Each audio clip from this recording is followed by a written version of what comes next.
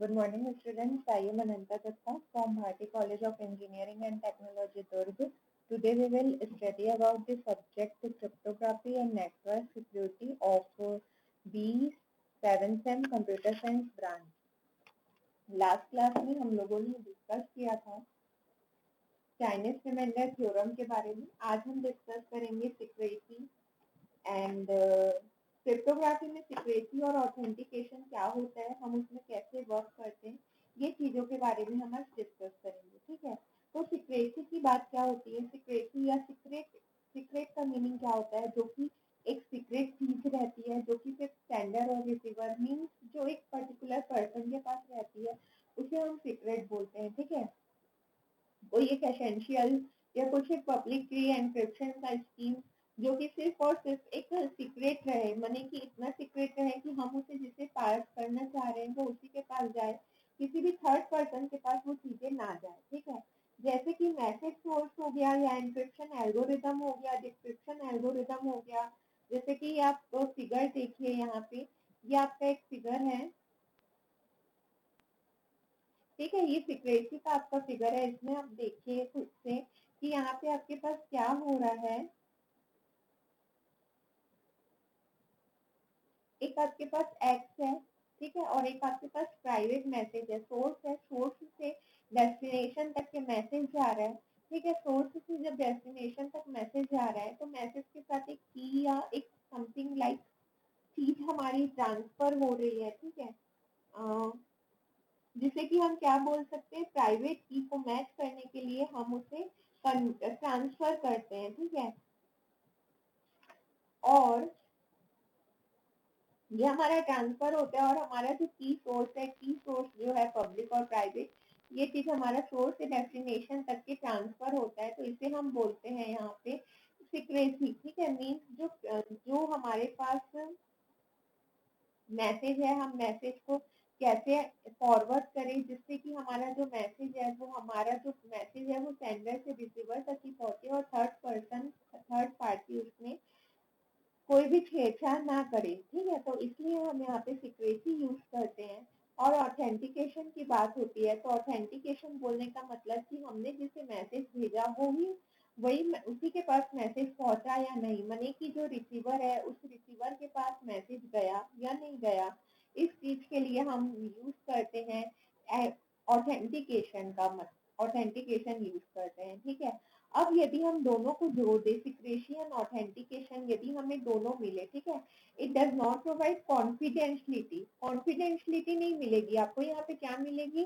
Secrecy और authentication. ठीक है, this is the message being Saint from the message Saint from alteration but not from event dropping. ठीक है, this is obvious in case of signature based or a portion of the message because the rest of the message is transmitted is clear. ठीक है, जितने भी left type के message है वो हमारे क्लियर ट्रांसमिट होंगे।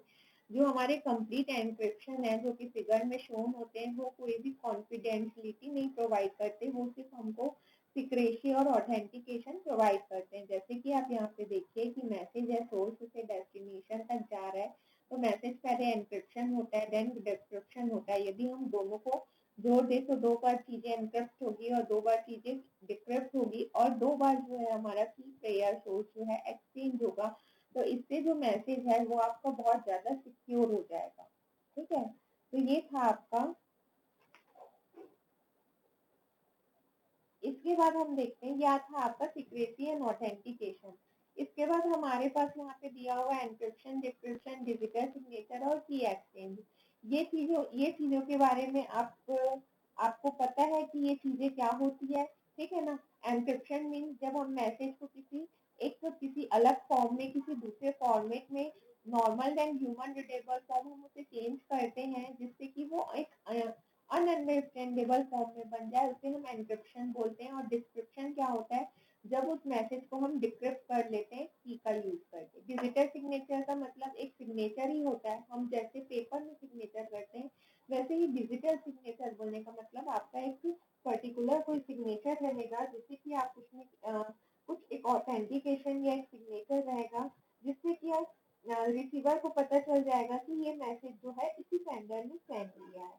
देन हमारा आता है की एक्सचेंज बोलने का मतलब हमारे पास दो की रहती है, पब्लिक की और प्राइवेट की, जिसे कि हम एक्सचेंज करते हैं। ठीक है, प्राइवेट की हम कभी भी एक्सचेंज नहीं करते हैं, हमारी की एक्सचेंज होने के मामले में सिर्फ और सिर्फ हमारी पब्लिक की ही एक्सचेंज होती है।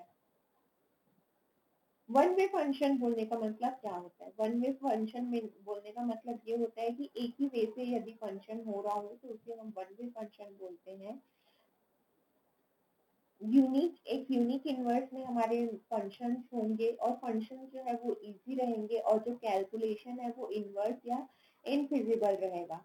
अब हम आरएसए एल्गोरिदम के बारे में बात करते हैं कि हमारा आरएसए एल्गोरिदम क्या होता है। ठीक है, तो आरएसए एल्गोरिदम की यदि हम बात करें तो आप देख सकते हैं कि जो हमारा आरएसए एल्गोरिदम है वो एक एसिमेट्रिक की क्रिप्टोग्राफिक एल्गोरिदम है। आरएसए एल्गोरिदम जो है वो मैथमेटिकल कैलकुलेशंस में बेस्ड रहता है, जिसमें कि हम मल्टीप्लाई करते हैं लार्ज प्राइम नंबर्स को कुछ एक डिफिकल्ट फैक्टर्स उनके प्रोडक्ट को निकालने के लिए हम फाइंड करते हैं। जैसे कि आप यहाँ पे देखिए कि यहाँ पे क्या हो रहा है, मैसेज जो है C equal to M of E mod N। ठीक है, तो E क्या है आपका एन्क्रिप्शन है और यहाँ पे D आपका डिस्क्रिप्शन है। ठीक है, तो A से B जब मैसेज ट्रांसफर हो रहा है तो वहाँ पे इंट्रूडर क्या होगा, कोशिश करेगा मैसेज को ब्रेक करने की। ये जो की रहेगा इस की को ब्रेक करने की वो कोशिश करेगा। ठीक है, वो कितने बार कोशिश करेगा वहाँ पे, intruder I is logically that is hard to break. यहाँ पे जो कॉम्प्लेक्सिटी रहती है, ये मैथमेटिकल कैलकुलेशंस रहते हैं, यहीं पे आपका लिखा हुआ है कि ये मैथमेटिकल कैलकुलेशंस रहते हैं और ये लार्ज प्राइम नंबर्स के प्रोडक्ट्स रहते हैं, इसलिए इस चीज को ब्रेक करना इंट्रूडर के लिए भी बहुत डिफिकल्ट होता है। ठीक है, this is n is less than 2 to the power 1024। ठीक है, तो इन ऐसे टाइप के मैसेज को जिसमें मैथमेटिकल कैलकुलेशंस रहते हैं उस टाइप के मैसेजेस को ब्रेक करना बहुत ही डिफिकल्ट होता है। ठीक है, इसमें आप फॉर्मूला देखिए क्या है, C equal to M of E mod N। ठीक है, मैसेज है, मैसेज को हम एनक्रिप्ट कर लिए।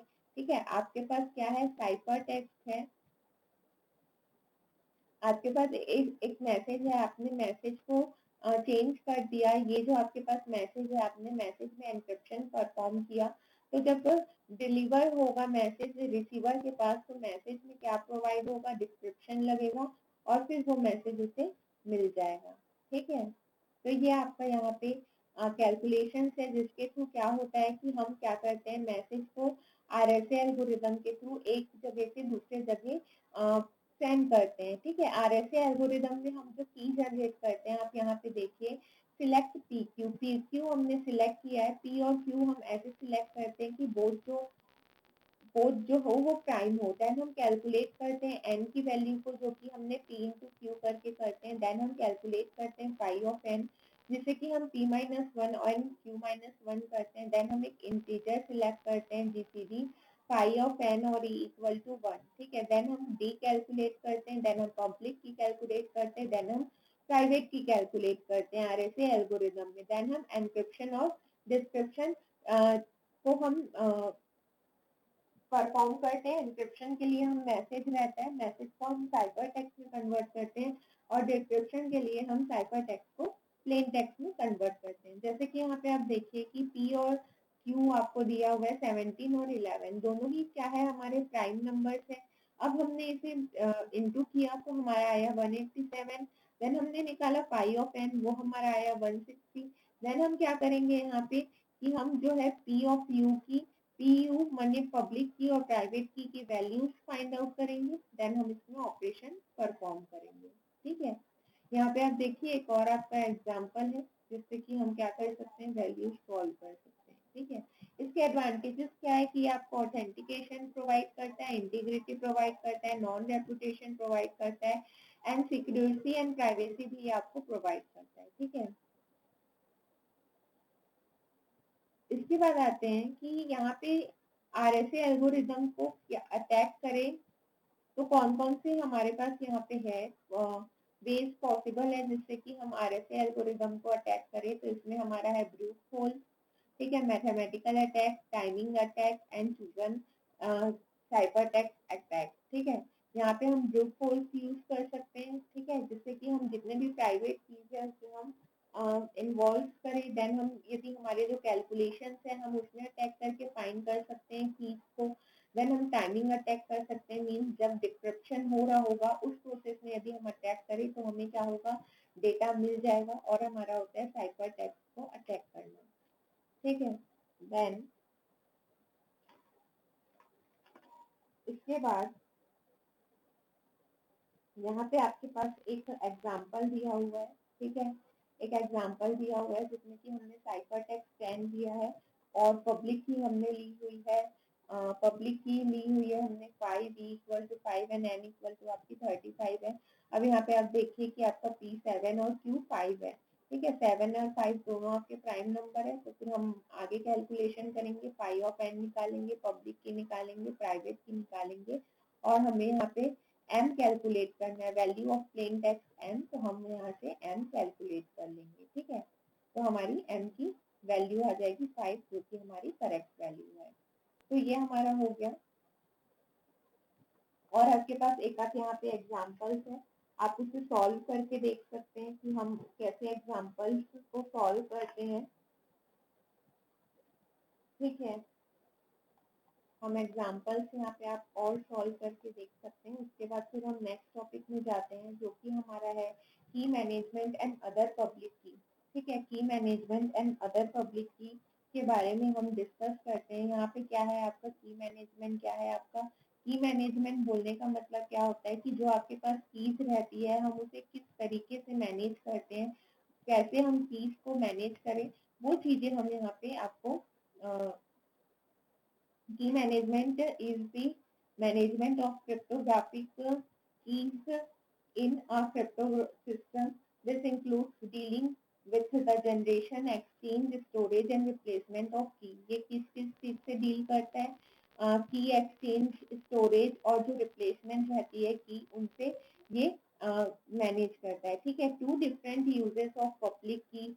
क्रिप्टोग्राफी के टू डिफरेंट क्या है कि हम डिस्ट्रीब्यूट कर सकते हैं पब्लिक की को जहाँ चाहे वहाँ, और जो हमारा यूज है पब्लिक की का वो है सीक्रेट कीज को डिस्ट्रीब्यूट करना। देन हमारा आता है general categories of scheme for the distribution of public की। तो इसमें हमारी क्या वैल्यूज आती है, इसमें हमारी क्या वैल्यूज आती है, आप यदि देखेंगे तो हमारे पास यहाँ पे पब्लिक अनाउंसमेंट रहती है, पब्लिकली अवेलेबल डायरेक्टरी रहती है, पब्लिक की अथॉरिटी रहती है, और पब्लिक की के हमारे पास सर्टिफिकेट्स रहते हैं। की मैनेजमेंट को यदि हमें बेस्ट मेथड से हमें यदि की को मैनेज करना है तो उसके लिए हमारे पास 4 कैटेगरीज है। पब्लिक के कीज के announcement, public announcement of public keys, publicly available directory, public की अथॉरिटी एंड पब्लिक की सर्टिफिकेट। ठीक है, ये हमारे पास यहाँ पे कुछ इसके टाइप्स है। इसके चारों टाइप्स के बारे में हम डिस्कस करते हैं कि इसके जो ये चारों टाइप्स है ये कैसे वर्क करता है। ठीक है, तो ये जो हमारे चारों जो कीज वर्क करती है इसके बारे में यदि हम डिस्कस करें, तो जो हमारा पहले public announcement of public keys means हमारे क्या होते हैं कि पब्लिक कीज में हमारे जो है once the face of it the point of the public key encryption is that the public key is public. ठीक है, हमारा जो पब्लिक की है वो पब्लिक की रहता है, मीन्स हम पब्लिक की को क्या कर सकते हैं, नेट में कहीं भी मैसेज के साथ सेंड कर सकते हैं, जिससे क्या होता है कि हमारा जो है प्राइवेट की सेफ रहता है। लोग पब्लिक की को सोचते हैं कि पब्लिक की से हमारी जो एनक्रिप्शन है वो हमारा चेंज हो जाएगा, जो हमारा साइफर टेक्स्ट है वो प्लेन टेक्स्ट में चेंज हो जाएगा, बट ये हमारा पॉसिबल नहीं होता है। ठीक है, देन उसके बाद आता है पब्लिकली अवेलेबल डायरेक्टरी। मान लीजिए आपकी जो की है वो पब्लिकली अवेलेबल है, किसी के पास सिक्योर भी है, तो वो क्या बार बार उस की को चेंज कर सकता है, नहीं कर सकता ना। मीन्स उस की को लेके भी वो कुछ चीज, कुछ पैटर्न को या एक मैसेज को डिक्रिप्ट नहीं कर सकता। तो पब्लिकली यदि की अवेलेबल भी है तो भी कोई मतलब नहीं है। ठीक है, देन आता है पब्लिक की अथॉरिटी। पब्लिक की क्या अथॉरिटी रहती है कि जैसे कि मान लीजिए कि की हमारी सब जगह है, तो हम की जैसे कि की हर जगह है, मान लीजिए आपके में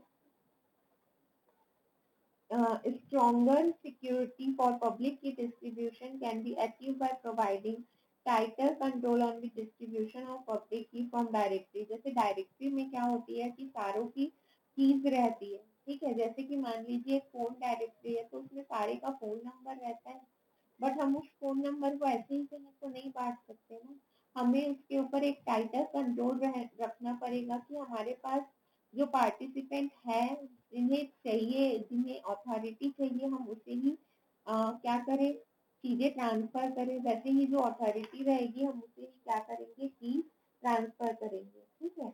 तो ये क्या था हमारा, एंड था पब्लिक की सर्टिफिकेट, ठीक है। पब्लिक की सर्टिफिकेट की यदि हम बात करें तो यदि हमारे पास इसमें जो हमारा था फिगर सी जो हमारा था, जिसमें कि हम पब्लिक की डिस्ट्रीब्यूशन देख रहे थे, उसमें हमारे कुछ ड्रॉबैक्स थे अथॉरिटी के लिए, जिससे कि क्या हो रहा था, कहीं ना कहीं इंट्रूडर अटैक कर रहा था। इसके लिए हम क्या रख सकते हैं कि एक पर्टिकुलर सर्टिफिकेट हम यूज कर सकते हैं, जिसमें कि यदि मेरे पास मान लीजिए मुझे किसी से की एक्सचेंज करना है, जैसे हम फोन नंबर एक्सचेंज करते हैं तो हम अपना फोन नंबर देते हैं तो अगले का फोन नंबर लेते भी है। वैसे ही क्या होगा पब्लिक की सर्टिफिकेट में, जैसे कि मान लीजिए मैं किसी को अपनी पब्लिक की देना चाहती हूँ तो मैं पहले उसको सर्टिफिकेट अपना दिखाऊंगी कि मेरे पास ये सर्टिफिकेट है पब्लिक की का, देन हम क्या करेंगे कि एक्सचेंज कर सकते हैं, ठीक है। तो ये हमारा होता है पब्लिक की सर्टिफिकेट।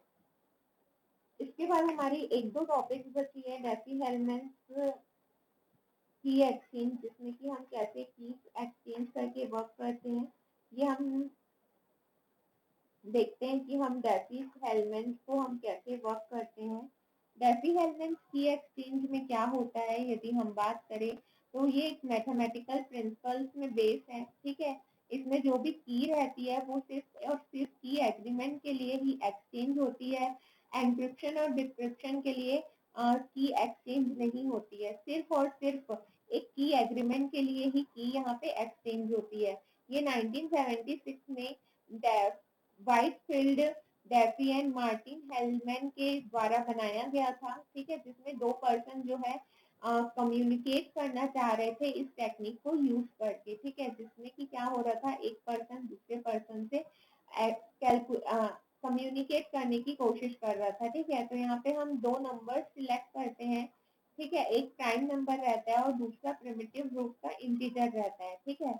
उसके बाद ए और बी क्या कर रहे हैं कि एक्सचेंज करने की कोशिश कर रहे हैं। तो उसके लिए एल्गोरिदम होगा कि जो ए है वो कोई नंबर सिलेक्ट करेगा, बी कोई नंबर सिलेक्ट करेगा, और both side keeps the X value private and makes Y publicly available, ठीक है। देखो इसमें क्या होता है कि हम सिर्फ की में एग्रीमेंट करते हैं, किसी भी की को हम किसी भी की के थ्रू हम एनक्रिप्शन और डिक्रिप्शन नहीं करते हैं, ठीक है। सिर्फ की को हम एक्सचेंज करते हैं। तो यहाँ पे आप देखिए कि आपके पास जैसे कि एक कोई एक इंटीजर है जिसे कि ए ने सिलेक्ट किया, एक कोई इंटीजर है जिसे बी ने सिलेक्ट किया, ठीक है। उसके बाद हमारे पास दो वैल्यू रहती है एक्स और वाई। एक्स को हम प्राइवेट रखते हैं और वाई को क्या कर देते हैं, हम पब्लिकली अवेलेबल रख देते हैं, ठीक है।